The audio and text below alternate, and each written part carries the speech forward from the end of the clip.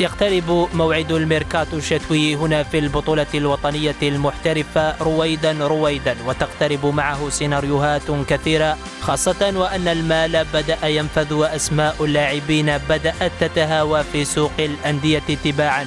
بداية الميركاتو الشتوي لهذا الموسم ستكون من نهاية عهد الأجانب في البطولة الوطنية المحترفة، قرارات تأكد من فحواها نهاية عهد الوفود داخل حيز الكرة الجزائرية، بعدما صارت الأموال وبالعملة الصعبة تتطاير يمينا وشمالا، وحظرت الشكاوى علنا، واتخذت الأندية الحجج ذرائع لمثل هكذا مهازل، فكان على الاتحادية لزاما تنظيم الأمور في الكرة الجزائرية، وهو ما يؤيده الكثير.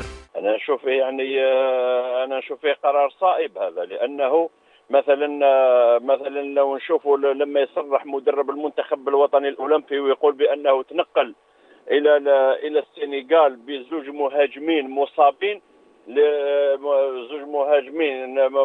لأنه في 32 فريق بين القسم الأول والقسم الثاني ما وجدش مهاجم اللي يصلح للمنتخب الوطني سنه أقل من 23 سنة. أنا نظن بأنه قرار صائب، قرار الفيدرالية. الإشكال الآن يعني لو تروح لجنة المنازعات تصيب بأن أندية اللي في لجنة المنازعات تصيب اللاعبين اللي يتقدموا يعني بشكوى لدى لجنة المنازعات، تصيب ربما حوالي 100 لاعب هذول اللي ما مش خالصين، تصيب فرق ما راهيش مخلصة لاعبين اللي راهم عندها في الوقت الحالي، وتبحث باش تستخدم لاعبين آخرين.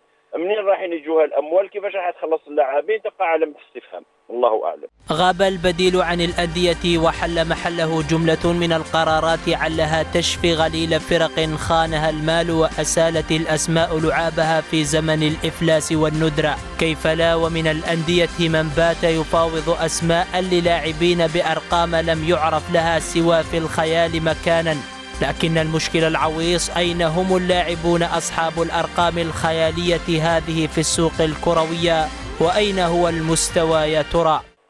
الميركاتو شوف المشكلة راهي في الميركاتو الشتوي، وين راهم اللاعبين اللي تجيبهم في الميركاتو الشتوي.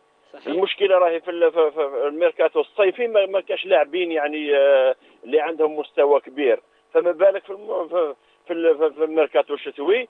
وزيد احنا عندنا مثلا نشوفوا في اوروبا لو فريق يحب يجيب لاعب في الميركاتو الشتوي، قضيه تاع بيع وشراء، مهما يكون مستوى هذا اللاعب يقدر يديه، بينما احنا تروح لاي فريق الان تقول له اعطيني لاعب يكون لاعب ممتاز عنده في الفريق تاعه، مش راح يمد لك اللاعب هذا اللي عنده. الواقع يفرض على رؤساء الأندية اجتثاث الحلول وتدعيم الأندية باللاعبين في أقرب وقت ممكن. أسماء اللاعبين في السوق الكروية باتت تصنع بين ليلة وضحاها، ومن يملك المال يصنع المعجزات في البطولة الوطنية. أندية باسم شركات تدفع وتتباهى، وأخرى أمام الواقع المر تتألم.